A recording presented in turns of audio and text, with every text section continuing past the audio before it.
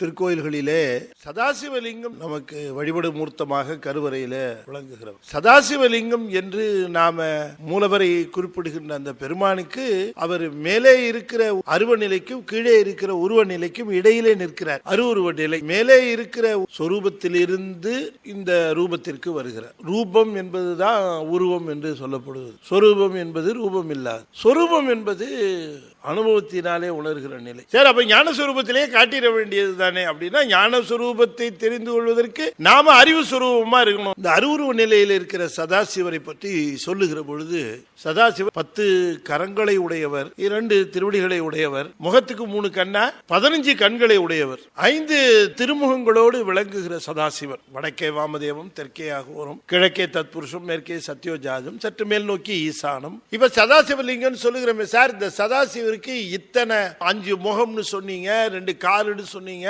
10 கையின்னு சொன்னீங்க. ஆனா அங்க போனா ஒண்ணுமே இல்லையே. சதாசிவர் என்று சொல்லக்கூடிய இந்த சிவலிங்கத்துக்கு தனியா முகம் கிடையாது. ஆனா கிழக்க இருந்து பார்த்தேன்னா பாக்குற முகம் அவருடைய கிழக்கு முகம். எந்த பக்கத்துல இருந்து பார்க்கிறோங்கிறது தான் முகம். மேல இருந்து பார்த்தா அது ஈசான முகம். சதாசிவர்ல இருந்து தான் உருவ மூர்த்தங்கள் அத்தனை அந்த சிவலிங்கத்திலிருந்து ஜெனரேட் ஆகிறதுடைய ஆரிஜின். எனவே சதாசிவ மூர்த்தத்திலிருந்து உருவத்திலிருந்து வந்தது உருவங்கள். அருவம் அதிலேயே அடங்கி கிடக்கிறது. அதனால ரொம்ப பவர்ஃபுல் டெய்டி அது. அதனால நீங்க பார்த்தீங்கன்னு சொன்னா எல்லா உருவ மூர்த்தங்களும் வெளிப்பிரகாரங்கள் இருக்கும். கருவறையில அருவுருவ நிலையில இருக்கிற அவரிடமிருந்து வந்ததுதான் இந்த உருவ மூர்த்தங்கள்.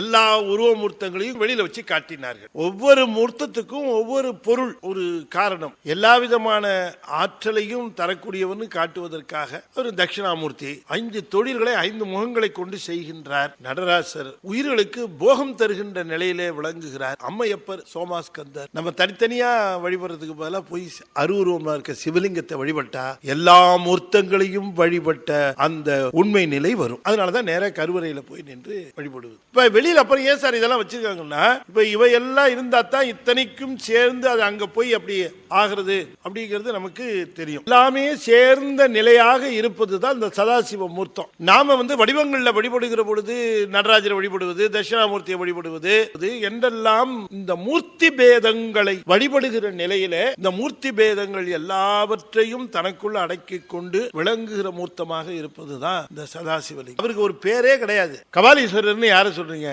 அதே சிவலிங்கத்தை அவர் சதாசிவரை தானே. சோமாஸ்கந்தருக்கு சோமாஸ்கந்தருங்கிற பேர் தான், வேற பேரே கிடையாது. இந்த ஊர்ல போய் தட்சிணாமூர்த்தி இருந்தாலும் அவருக்கு என்ன பேரு? தட்சிணாமூர்த்தி தான் பேரு. ஆனா எந்த ஊர்ல இருந்தாலும் சிவலிங்கத்துக்கு ஒரே பேர் கிடையாது, வேற வேற பேரு. அதுதான் சதாசிவருடைய சிறப்பு.